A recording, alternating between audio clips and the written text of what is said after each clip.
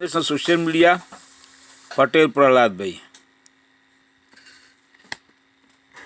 7મી જુલાઈએ આવો કોઈ મેસિવ એટેક ક્યાંક થઈ શકે છે કે જેનાથી આપણને અરેરાટી થઈ જાય, આવું કંઈક બની શકે છે. પણ મોટી એક બિગ ઇવેન્ટ બનવા જઈ રહી છે અને એ ખાસ કરીને ઇઝરાયલમાં બનશે એવું મને લાગે છે. આજનો અંક એટલા માટે અત્યારે એક્ટિવ થયો છે કે એ કેતુ મંગળની સાથે છે અને મંગળ છે એનર્જી પ્લેનેટ છે, જેની સાથે એને ઉર્જા આપે છે, એને ઉત્તેજન આપે છે. મંગળ છે ને ઉર્જાનો ગ્રહ છે કે ઇઝરાયલને પહેલેથી જ 7નો આંકડો નડે છે. ભાઈ, અમેરિકા બનાવે છે અણુબોમ્બ, તો ઈરાન શા માટે ન બનાવે? સૌ બનાવી શકે. ત્રણ દેશો છે ને એ બહુ જ કટ્ટર છે. એક તુર્કિસ્તાન, એક પાકિસ્તાન અને ઈરાન. એ આખી દુનિયાને નડે છે. કેતુ છે એ 12મા સ્થાનમાં મોક્ષનો કારક કહેવાય છે. તો એવું નથી કે એ ખરાબ જ કરે.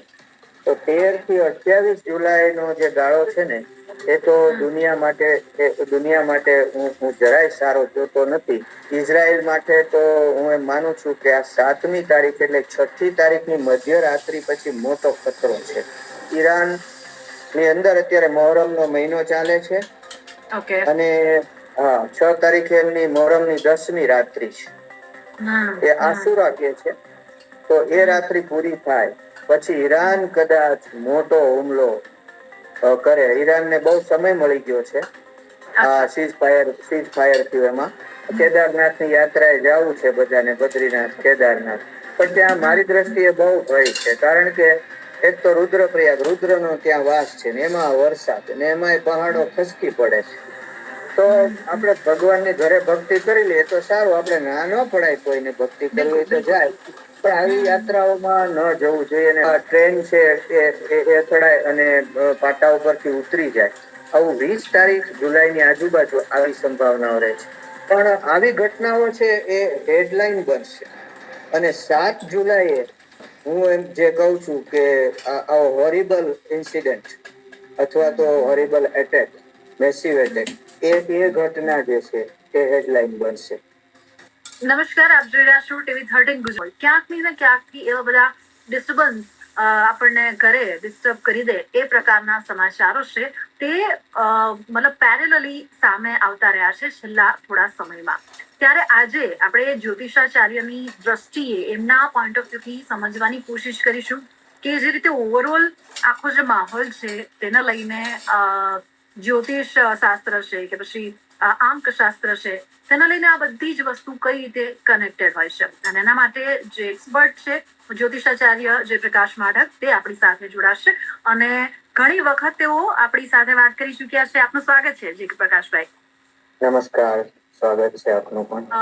ઘણી વખત તમે જ્યારે આપણે વાત કરી છે અને તમે જે ઇંગિત કર્યું છે, જે વાત કરી છે, તે ક્યાંક ને ક્યાંક ઇનડિરેક્ટલી મતલબ એ સંભાવનાઓ છે તે સાચી પડી છે એ પ્રકારની વાત. ત્યારે ફરી એકવાર કહેવાય ને કે ઓવરઓલ આખો સમય એટલો ભયંકર જાણે કે ચાલી રહ્યો છે, ક્યાંક ને ક્યાંક એ પ્રકારની ઘટનાઓ, એ પ્રકારનો માહોલ, એ પ્રકારના ડિસ્ટર્બ કરી દે એ પ્રકારના સમાચાર સામે આવતા રહેશે.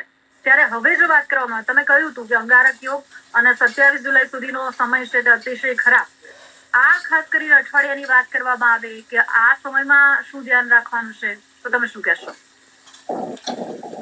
હા, એ જે આપણે 28 જુલાઈ સુધીનો સમય બહુ જેમ કે સંભાળવા જેવો છે એવી વાત કરી હતી કે એમાં મોટા વિસ્ફોટો થાય, મોટી આગ લાગે, મોટા અકસ્માતો થાય, વિમાન નીચે પડે, ટ્રેન ઉપર હુમલા થાય, આવી બધી આપણે વાત અગાઉ કરેલી અને એ પ્રમાણે કમનસીબે એવી ઘટનાઓ બની પણ છે. હવે તમે આ અઠવાડિયાનું પૂછો છો તો મારું એવું માનવું છે કે અઠવાડિયું તો નહીં, પરંતુ આજે 5 તારીખ છે ને, તો 7 તારીખ જે છે એ ખૂબ જ ભારે છે દુનિયા માટે.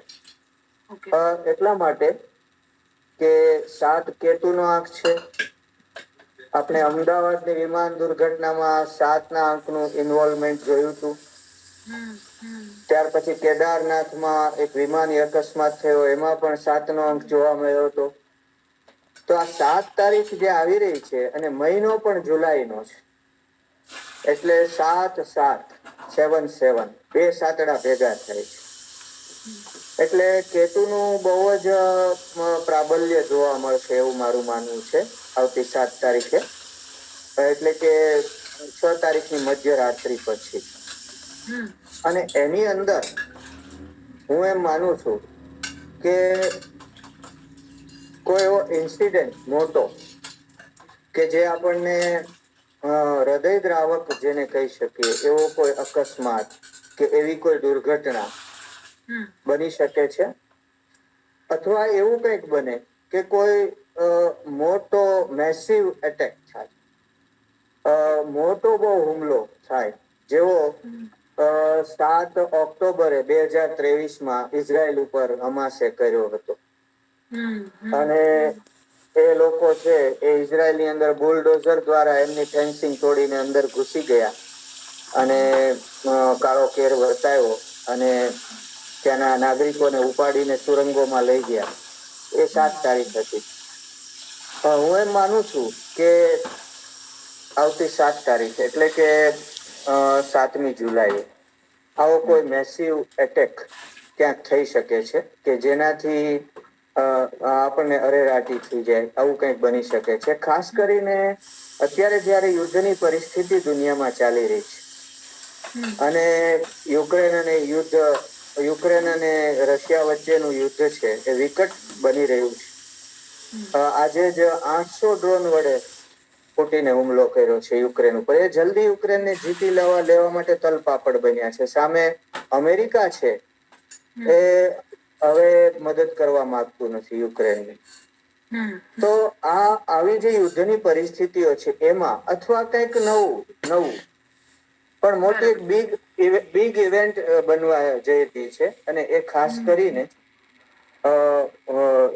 ઇઝરાયલમાં બનશે એવું મને લાગે છે. કેમ કે પેલો 7 ઓક્ટોબરનો હુમલો પણ 2023 કે જે 2023 અંકોનો સરવાળો પણ 7 થતો હતો અને એ 7 તારીખ હાજી.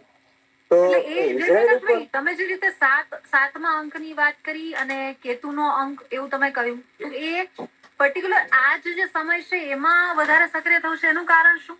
અને એ આંક અને સાથે સાથે રાશિ એ બંને પણ એકબીજા સાથે કામ કરતા હોય એવી રીતના પણ ઇફેક્ટ ઉપજાવે?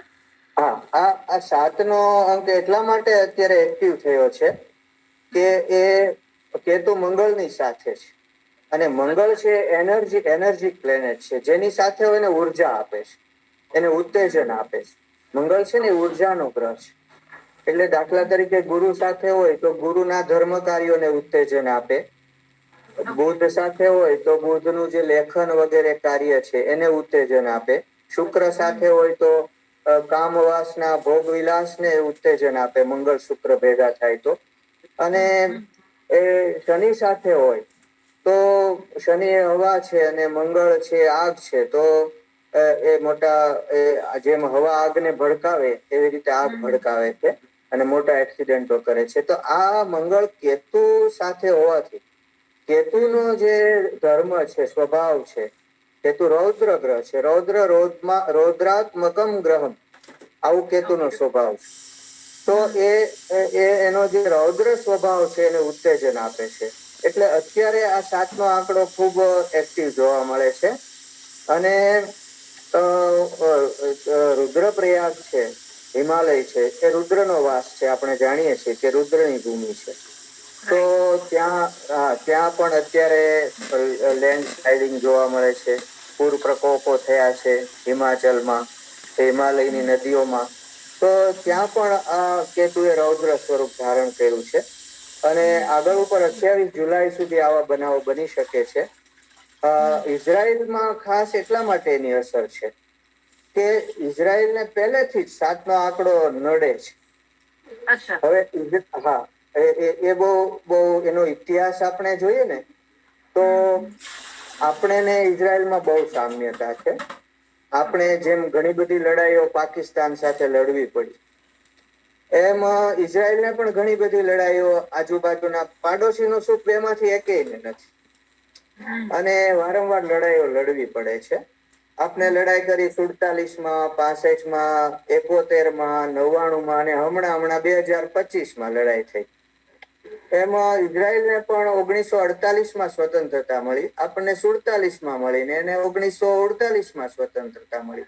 ત્યાર પછી એને પણ 1967, 1973, 1978, પછી 2006 અને 2025માં અત્યારે જે લડાઈ ચાલે છે ઈરાન સાથે અને ગાઝા લેબેનન ઉપર પણ એનો માહોલ છે, તંગ છે.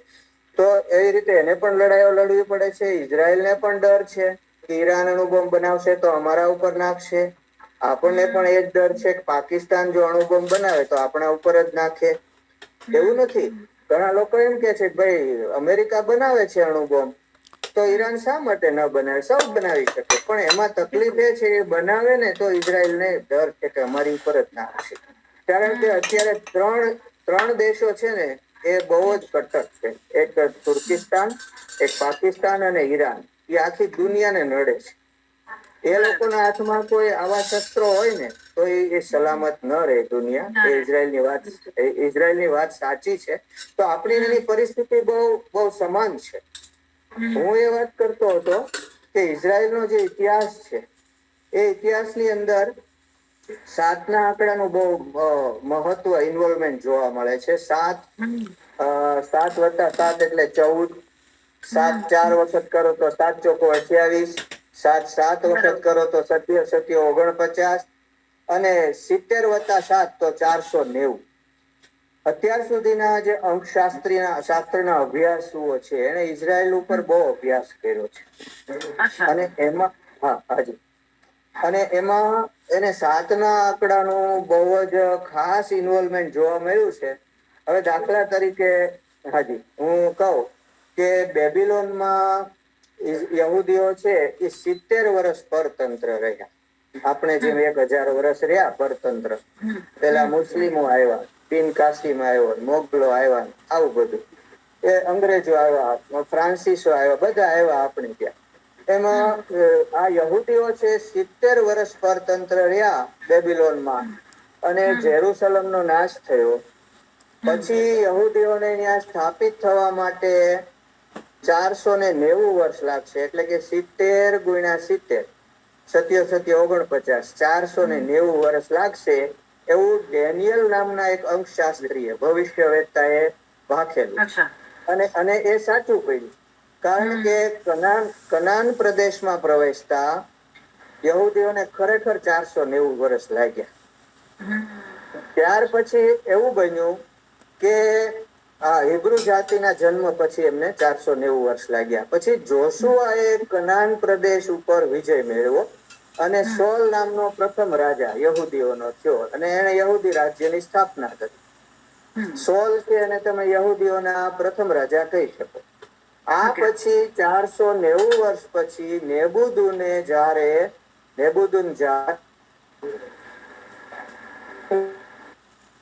અને ત્યાર પછી 490 વર્ષ રોમનોએ જેરુસલમનો નાશ કર્યો. 490 વર્ષ રોમનોએ પાછો નાશ કર્યો. ત્યાર પછી તો કે નેબુદીને જ્યારે જેરુસલેમને જીતી લીધું અને ત્યાર પછી રોમનોએ એનો નાશ કર્યો. પછી ઈસવીસન 70 જો 7નો આંકડો એમાં યહૂદીઓના મંદિરનો નાશ કર્યો ટીટસ નામનો બાદશાહ રાજા. એને એનો નાશ કર્યો અને 70 વર્ષ પછી યહૂદીઓને ફરી એક વખત રોમનો સામે યુદ્ધ કરવું પડ્યું અને યહૂદી જાતિ આખી છિન્ન ભિન્ન થઈ ગઈ. 70 × 70 490 વર્ષ સુધી યહૂદીઓ ઉપર અનેક સ્થળોએ અત્યાચાર થયા અને 490 + 490 શું કામ? 70 × 70 એટલે 490.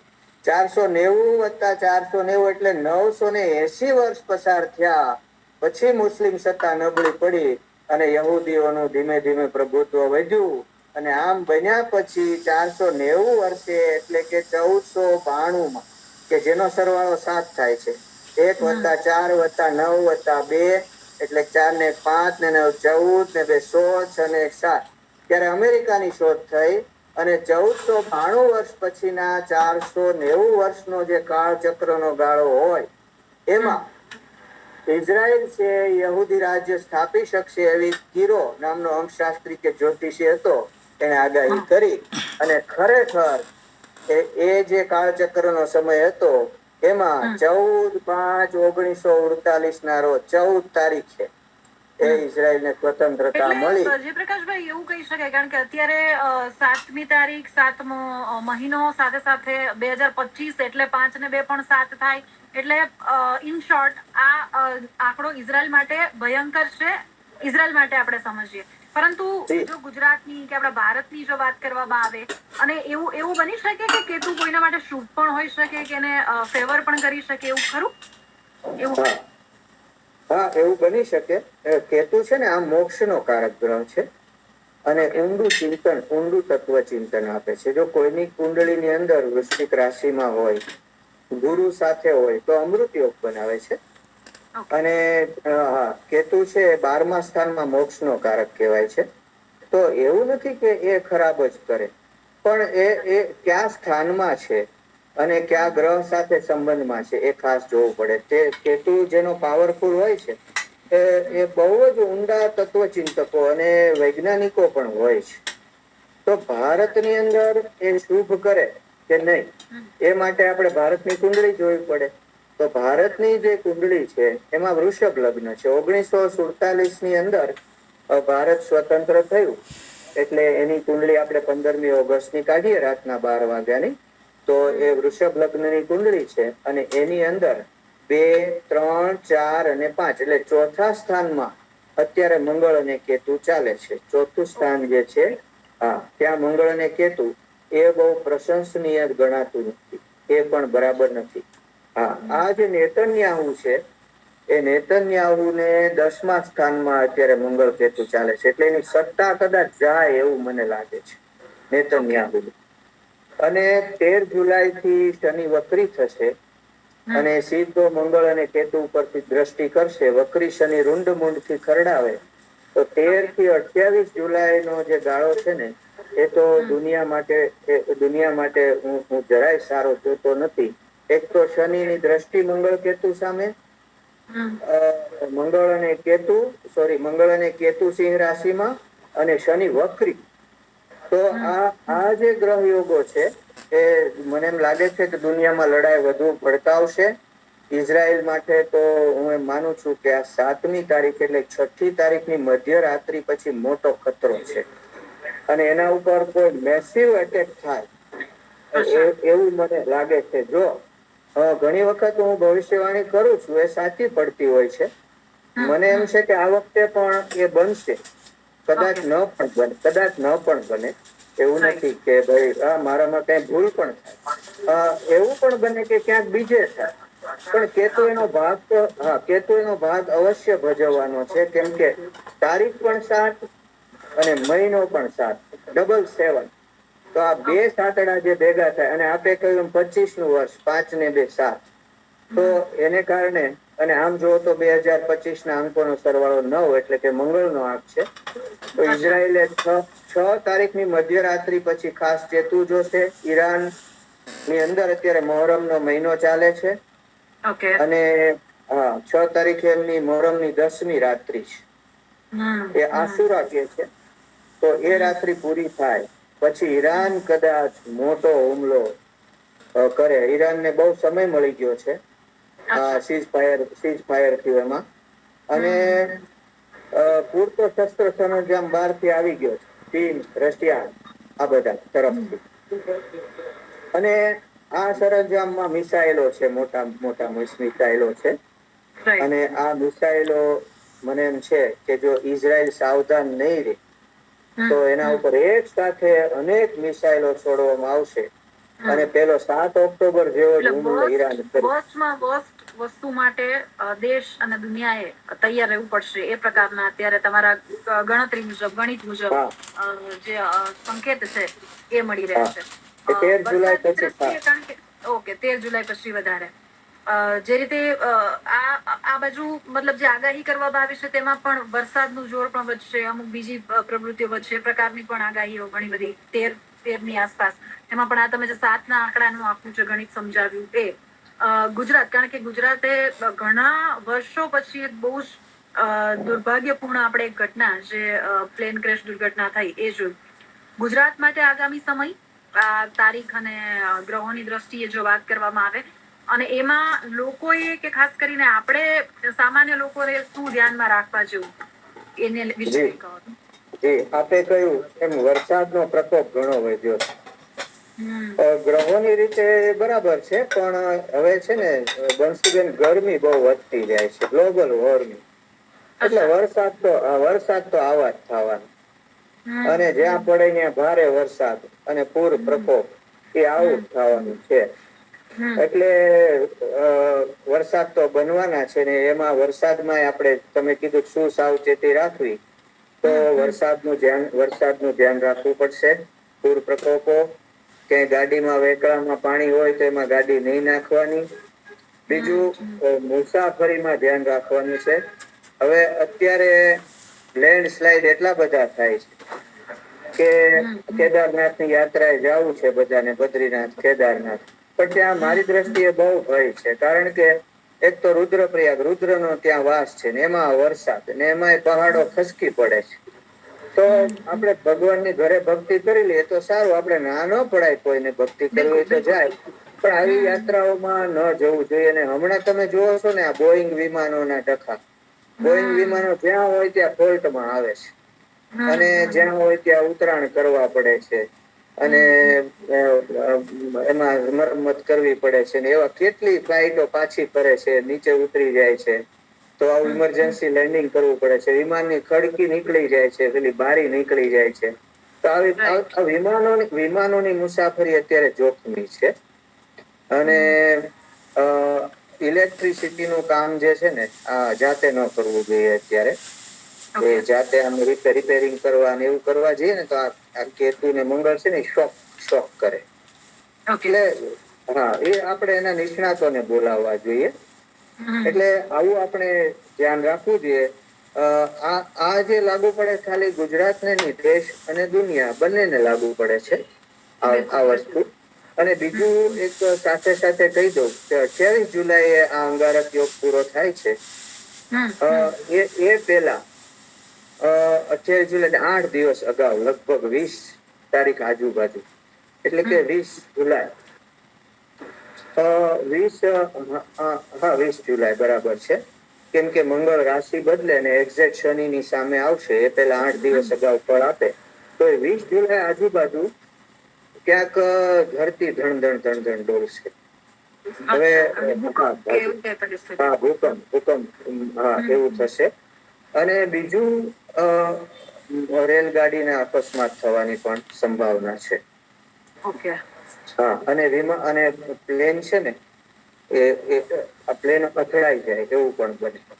કે પછી એમની જે એક્સરસાઇઝ કરતા હોય વિમાનોની, એમાં કે અથવા ગમે તે રીતે, હા, પણ એ દુર્ઘટના એ વિમાનને લગતી કે ખાસ પર્ટિક્યુલરલી ટ્રેનો અથડાવાની, કે ટ્રેનો અથડાવાની,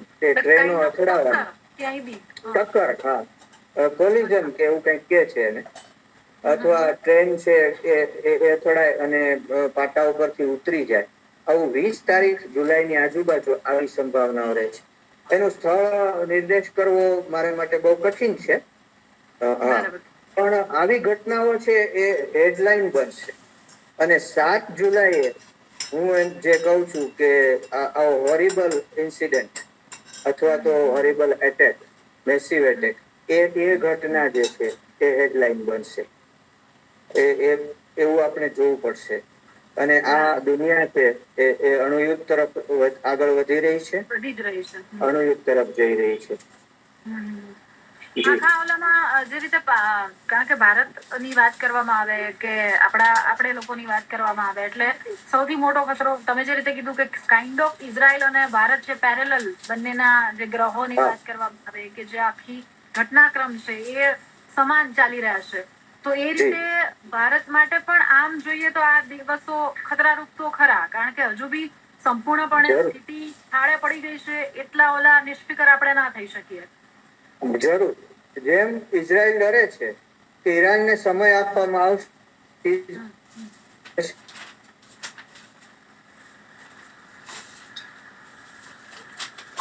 એમાં આપણે ત્યાં શસ્ત્રો મળી જાય એમ છે. પાકિસ્તાન શસ્ત્રો એકઠા કરી લેશે. એટલે જેવું ઈરાન ને ઇઝરાયલ નું છે એવું જ આપણું ને પાકિસ્તાન છે. આ 3 દેશો છે ને બહુ ખતરનાક છે દુનિયા માટે. તુર્કિસ્તાન, પાકિસ્તાન અને ઈરાન, આ 3 દેશો બહુ કટ્ટર છે. જો અરબસ્તાન છે ને, અરેબિયાના લોકો, એ તો રામાયણ વાંચવા માંડે છે. મોરારી બાપુ જાય તો એ લોકો આદર કરે છે. અને એ લોકો એટલા પૈસા વાળા છે કે હવે એમને મોજ શોખ, આનંદ પ્રમોદ એ બધું ગમે છે. એટલે એ કટ્ટરવાદી બહુ હોય એવું લાગતું નથી. પણ આ 3 દેશો છે એ દુનિયા માટે ખતરારૂપ છે. એમાં પાકિસ્તાન આપણા માટે ચોક્કસ ખતરારૂપ છે. જેમ ઈરાને 40 જેટ નો ઓર્ડર આપ્યો અને જેટ વિમાનો ચીનથી આવી જવાના છે, એમ પાકિસ્તાનમાં આવી જવાના છે. તો આપણે પણ જેવું ઇઝરાયલ ઈચ્છે છે એવું જ ઈચ્છવું જોઈએ. અને ઇઝરાયલ કરવા માંગે છે એવું કરવું જોઈએ, નહીતર બહુ મોડું થઈ જશે. રાજાની ફરજ છે કે આજુબાજુના પ્રદેશો જીતી લેવા. એમાં આપણે બહુ વિલંબ કર્યો છે. જો આજુબાજુના પ્રદેશો જીતી ન લઈએ તો આ ચીન જેવા ઘૂસી જાય. ચીન પાકિસ્તાનમાં ઘૂસ્યું, શ્રીલંકામાં ઘૂસ્યું, તિબેટમાં ઘૂસ્યું.